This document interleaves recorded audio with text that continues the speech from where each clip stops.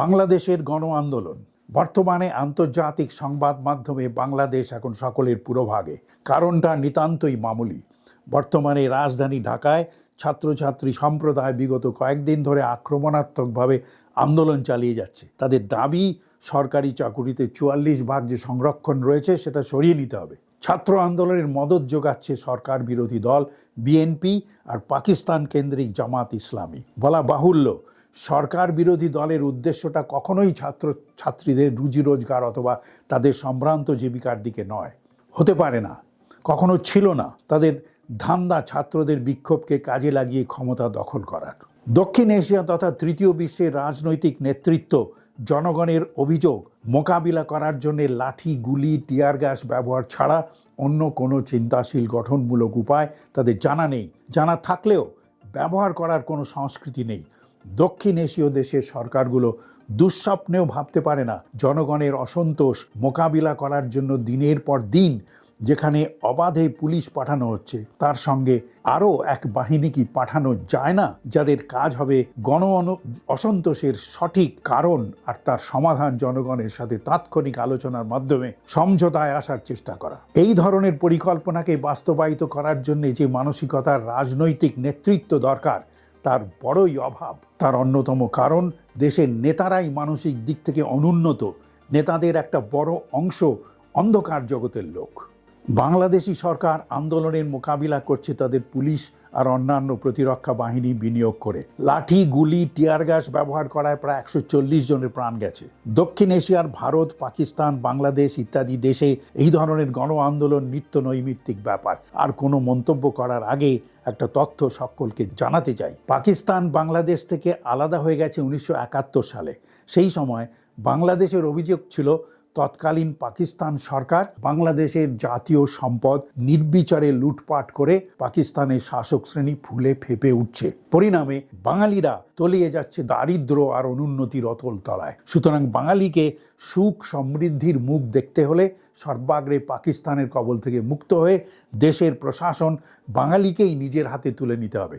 এই চিন্তাভাবনার জোরেই 1971 সালে ভারত সরকারের হস্তক্ষেপের ফলে উৎপত্তি হয় আজকের বাংলাদেশ। তারপর থেকেই নতুন দেশের শাসন ব্যবস্থা বাঙালিরাই হাতে তুলে নেয়। 1971 সাল থেকে আজ অবধি বাংলাদেশের বয়স হবে 53 বছর। সেই সময় বাংলাদেশের লোক সংখ্যা ছিল 7 কোটি। 53 বছর বাদে এখন লোক সংখ্যা 2.5 গুণ বেড়ে দাঁড়িয়েছে 17 কোটি। এই পরিসংখ্যানের সাথে আরেকটা তথ্য তুলনা করে দেখা যাক। রাশিয়াতে রাজতন্ত্রবাদ ধ্বংস করে সমাজতন্ত্রের প্রতিষ্ঠা হয় 1917 সালে। নতুন সমাজ ব্যবস্থা স্থাপনার 28 বছর বাদে অর্থাৎ 1945 সালে রাশিয়া হিটলারের নেতৃত্বাধীন জার্মানির মতো এক মহাশক্তিকে সম্পূর্ণভাবে হারিয়ে বিশ্বশক্তি বা পরাশক্তি হয়ে ওঠে। 53 বছর বাদে অর্থাৎ 1970 সালে রাশিয়ার অবস্থান ছিল দ্বিতীয় পরাশক্তি বা মহাশক্তি। রাশিয়ার বর্তমান লোক সংখ্যা প্রায় 14 কোটি, অর্থাৎ বাংলাদেশের লোক সংখ্যার তুলনায় 3 কোটি কম। জগতে রাশিয়ার প্রভাব আর বাংলাদেশের প্রভাবের তফাৎটা একবার লক্ষ্য করুন জগতে চীন আর ভারতের মধ্যে তফাৎটা। ইঙ্গো আমেরিকান খবরের কাগজের পেছনে অনেক যুক্তি অবতারণা করে থাকে। সেই যুক্তি তক্কগুলো দক্ষিণ এশিয়ার সাধারণ মানুষ বিনা বিচারে গিলে খেয়ে নিজেদের উন্নতি, সমৃদ্ধি, মানবাধিকার, ব্যক্তি স্বাধীনতা ইত্যাদি ধ্বজা ধরে নিজেদের গৌরব প্রচার করে বেড়ায়। আসলে তারা যে অর্থনৈতিক অবনতি আর দাস মনোবৃত্তির কবলে পড়ে দারিদ্রের অন্ধকূপে ক্রমশ তলিয়ে যাচ্ছে, সেই ভয়ঙ্কর সত্যিটা দিনের পর দিন তারা অস্বীকার করেই চলেছে। এই আত্মবঞ্চনার ইন্ধন জুগিয়ে চলেছে পশ্চিমের প্রচার ব্যবস্থা। অর্থাৎ রাশিয়া এবং বাংলাদেশ, ভারত আর চীন, এই দুইয়ের মধ্যে লোক সংখ্যা যতই তুলনীয় হোক, কিসের গুণে জগতে দুই জাতির প্রভাবে এই বৈষম্য? এই প্রসঙ্গের অবতারণা করছি কেন? আসল সত্যিটা হচ্ছে যোগ্য রাজনৈতিক নেতৃত্ব কোনো দেশের নিজস্ব জল, হাওয়া, মাটির দ্বারা প্রভাবিত শিক্ষা ব্যবস্থাকে কাজে লাগিয়ে শ্রমিক, কৃষক, বুদ্ধিজীবী শ্রেণীকে সংগঠিত আর শৃঙ্খলাবদ্ধ করে জাতির উন্নয়নমূলক কাজে সামিল করার সুযোগ করে দিতে যদি পারে, তবেই জাতির সমৃদ্ধি সম্ভব। আজকের বাংলাদেশ, পাকিস্তান, ভারতের মতো আফ্রিকা, দক্ষিণ আমেরিকার দারিদ্র অধ্যুষিত দুর্নীতিপরায়ণ দেশগুলো যে অবস্থায় আছে তার অন্যতম প্রধান কারণ দেশগুলোর রাজনৈতিক নেতৃত্বের অযোগ্য অনুন্নত মানসিকতা। বাংলাদেশের মতো এই ধরনের আন্দোলন সর্বত্রই ঘটছে, সরকার বদলেরও কোনো বিরাম নেই। তা সত্ত্বেও সাধারণ মানুষের আর্থসামাজিক দুরবস্থার কোনো হেরফের হয়নি, হতে পারে না। বাংলাদেশ যতই সরকার বদল হোক না কেন, সাধারণ মানুষের দুর্দশার তাতে কোনো লাঘব হবে না, হতে পারে না। যে কোনো সমৃদ্ধ দেশ, সে পশ্চিম ইউরোপের ডানপন্থী দেশ হোক অথবা রাশিয়া, চীন কিংবা ভিয়েতনামের উত্তর কোরিয়ার মতো বামপন্থী দেশ হোক, তাদের মধ্যে মতবাদের অথবা সমাজ ব্যবস্থার অনেক ফারাক থাকলেও এক জায়গায় আশ্চর্য মিল। সেটা তাদের রাজনৈতিক নেতৃত্ব আপামর জনসাধারণকে জাতীয় শিক্ষায় শিক্ষিত করে দেশের কাজে সামিল হওয়ার সুযোগ দিয়েছে, উৎসাহিত করেছে। এটাই জাতীয় সমৃদ্ধির চাবিকাঠি।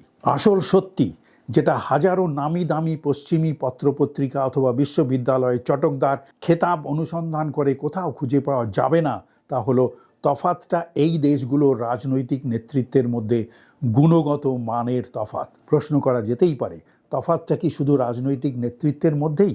দেশগুলোর মানব সম্পদের মধ্যেও কি তফাত নেই? আজকের রাশিয়া আর আজকের বাংলাদেশের সাধারণ মানুষের মধ্যে একটা গুণগত মানের তফাত অবশ্যই আছে। সেই তফাত চীন আর ভারতীয় জনগণের মধ্যেও রয়েছে। এটাও স্বীকার করতে হবে, ভারত আর বাংলাদেশে আজকের যারা অধিবাসী, তারা 10,000 বছরের সভ্যতার ঐতিহ্যবাহী। এরাই একদিন সারা বিশ্বে গ্রস ডোমেস্টিক প্রোডাক্ট জিডিপির শতকরা 35% অবদান রেখে গেছে। এরাই একদিন জগতের সব থেকে বড় সাম্রাজ্য গড়ে তুলেছে। এরাই শিল্প, বাণিজ্য, বিজ্ঞান, দর্শন ইত্যাদি শাস্ত্রে নূতন চিন্তাধারার সূচনা করে জগতের সভ্যতাকে সমৃদ্ধতর করেছে। এই কিছুদিন আগেও, অর্থাৎ 1917 সালের আগে রাশিয়া আর 1949 সালের আগে চীনের জনগণ রাজনৈতিক নেতৃত্বের দীনতায় যখন ভুগছিল, তখন তাদের মানব সম্পদও অধঃপতনের অতল তলায় তলিয়ে গিয়েছিল। সাফল্য এই দুই সম্প্রদায়ের মধ্যে এসেছে, সন্দেহ নেই। চীন আর রাশিয়ার রাজনীতি, অর্থনৈতিক আর সামাজিক মতবাদের মধ্যে অনেক ফারাক রয়েছে ঠিকই, তাদের মিলটাও লক্ষ্য করুন। দুই সমাজের রাজনৈতিক নেতৃত্বের কাছে সাধারণ মানুষের শিক্ষা, স্বাস্থ্য, আবাসন, জীবিকা প্রথম অগ্রাধিকার পেয়ে থাকে। দুই সমাজের রাজনৈতিক নেতৃত্বের কাছে তাদের নিজস্ব মানব সম্পদ সব থেকে মূল্যবান জাতীয় অবলম্বন। এবারে প্রশ্ন করা যেতে পারে, কেন এই তফাৎ? জেনে রাখুন, চীন আর রাশিয়ার রাজনৈতিক নেতৃত্ব ক্ষমতায় আসার প্রথম দিন থেকে তারা জাতির সমস্ত শক্তি, উপকরণ আর সম্পদকে কাজে লাগিয়ে শ্রমিক, কৃষক আর বুদ্ধিজীবী শ্রেণীকে সংগঠিত করে এক সুশৃঙ্খল সম্প্রদায় গড়ে তুলেছে, যাকে ইংরেজিতে বলা হয় ডিসিপ্লিনড লেবার ফোর্স। এই সুশৃঙ্খল সম্প্রদায় গড়ে তোলার কাজ পুরোপুরিভাবে সফল না হলে জাতি গঠন কদাপি সম্ভব নয়। কোথায়, কিভাবে গড়ে তোলা যায় এই সুশৃঙ্খল সম্প্রদায়? সংক্ষেপে বলা যায়, দেশের শিক্ষা ব্যবস্থা, দেশের জল, মাটি, হাওয়া, জীবনশৈলী, সংস্কৃতি দিয়ে গড়া, ইংরেজিতে যাকে বলা হয় স্কুল, এবং স্কুলিংয়ের শিক্ষা ব্যবস্থায় শিক্ষিত জনগণ গড়তে পারে সমৃদ্ধ জাতি। জগৎ যার কাছে শ্রদ্ধায় মাথা নত করতে বাধ্য হয়। বিজাতীয়ের এঁটো চাটা ন্যাক্কারজনক নকল নবীর শিক্ষায় জাতি গঠন কদাপি সম্ভবে না। লক্ষ্য করে দেখুন, যে দেশ বা জাতিগুলোকে সমৃদ্ধ মনে করা হয়, তাদের মধ্যে অমিল যতই থাক, এক জায়গায় তাদের আশ্চর্য মিল রয়েছে। সেই মিল তাদের স্কুল এবং স্কুলিংয়ের সাথে। একদিকে জাপান, দক্ষিণ কোরিয়া আর পশ্চিম ইউরোপের সমৃদ্ধ অর্থনীতি, শতাধিক বছর ধরে অন্যের প্রাকৃতিক আর মানব সম্পদ চুরি করে যাদের অর্থনৈতিক আর সামাজিক সাফল্য এসেছে। অন্যদিকে চীন, রাশিয়া, ভিয়েতনাম, উত্তর কোরিয়া, কিউবার মতো দেশগুলি, যাদের সমৃদ্ধি এসেছে লুটতরাজের মধ্যে দিয়ে নয়, বলিষ্ঠ নেতৃত্বের জোরে মানব সম্পদকে জাতির স্বার্থে সুচিন্তিত, সুপরিকল্পিতভাবে কাজে লাগিয়ে। আজকে বাংলাদেশের যুব সম্প্রদায় তাদের রুজি রোজগারের অন্ধকার ভবিষ্যতের দিকে চেয়ে হতাশায় ফেটে পড়েই লড়াই করতে পথে নেমেছে। জনগণের এই অসন্তোষকে বিজাতীয় কোনো সরকার তার নিজের স্বার্থসিদ্ধি করার জন্যে হয়তোবা কাজে লাগাচ্ছে কিংবা লাগাবে। দেশের যুব সম্প্রদায়কে বুঝতে হবে, 5 বছরে একবার নির্বাচনের প্রহসনকেই গণতন্ত্র বলে প্রচার করা হয়। দেশে গণতন্ত্রের অর্থ জাতীয় স্বার্থের অনুকূলে আর্থসামাজিক নীতির পরিবর্তন কখনোই নয়। অর্থ শুধুমাত্র দেশের রাজনৈতিক দলের পরিবর্তন। নির্বাচনের সুযোগকেই যদি গণতন্ত্র বলা হয়, তার মধ্যে কিছুটা সত্যি নিহিত আছে বই কি। সেই গণতন্ত্রের অর্থ আমাদের দেশে আমাদের অধিকার আমাদের সমৃদ্ধি, আমাদের আর্থ সামাজিক উন্নতি নয়। এই গণতন্ত্রের আসল অর্থটা আমাদের দেশে ইঙ্গো আমেরিকান জগতের কট্টর মালিকানা, ব্যাপক কর্তৃত্ব, ব্যাপক প্রভাব বহাল করে রাখা। সাধারণ মানুষ যতদিন না বুঝে উঠবে তাদের দুর্দশার উৎস সঠিক কোথায়, ততদিন নিষ্ফল গণ অভ্যুত্থানের কোনো ঘাটতি থাকবে না। লাঠি, গুলি, টিয়ার গ্যাস আর পুলিশের তৎপরতা বহাল থাকবে যেমন বিগত 50 বছর ধরেই রয়েছে। এই প্রসঙ্গগুলো উল্লেখ করার মূল উদ্দেশ্য হলো যারা ভুগছে, যারা ধুঁকছে তাদের কাছে সত্যি কথাটা মেলে ধরা। ভোটের রাজনীতি তথা সংসদীয় গণতন্ত্রের মাধ্যমে সামাজিক পরিবর্তন আনা যায় কি যায় না সে বিষয়ে যথেষ্ট মতানৈক্য আছে। তর্কের খাতিরে যদি ধরেও নেওয়া যায় যে ভোটের রাজনীতির মাধ্যমে আপামর জনসাধারণের জীবনে সত্যিকারের সুখ সমৃদ্ধি আনা সম্ভব, তবে জেনে রাখুন এমন এক রাজনৈতিক নেতৃত্বকে ভোট দিয়ে ক্ষমতায় বহাল করতে হবে যারা সততার সাথে জোর গলায় তাদের মতবাদ ঘোষণা করার সাহস রাখে। কি সেই মতবাদ? আগেও যা বলা হয়েছে, যে রাজনৈতিক নেতৃত্ব জাতির সমস্ত শক্তি, হাতিয়ার আর মানব সম্পদকে কাজে লাগিয়ে শ্রমিক, কৃষক আর বুদ্ধিজীবী শ্রেণীকে সংগঠিত করে এক সুশৃঙ্খল সম্প্রদায়, যাকে ইংরেজিতে বলা হয় ডিসিপ্লিনড লেবার ফোর্স, গড়ে তুলতে চায়। যে রাজনৈতিক নেতৃত্ব বিশ্বাস করে এই সুশৃঙ্খল সম্প্রদায় গড়ে তোলার কাজ পুরোপুরিভাবে সফল না হলে জাতি গঠন কদাপি সম্ভব নয়। যে রাজনৈতিক নেতৃত্ব মনে করে নিজস্ব ভাষা, সাহিত্য, সংস্কৃতি ভিত্তিক আন্তর্জাতিক মানের নিঃশুল্ক শিক্ষা আর চিকিৎসার ব্যবস্থা জাতীয় সমৃদ্ধির চাবিকাঠি। যে রাজনৈতিক নেতৃত্ব মনে করে সমাজের জল, হাওয়া, মাটি থেকে নিজস্ব ভাষা, সাহিত্য, ঐতিহ্যে গড়া কবি, উপন্যাসিক, দার্শনিক, বৈজ্ঞানিক জন্ম না নিলে সেই সমাজ বাঁচতে পারে না।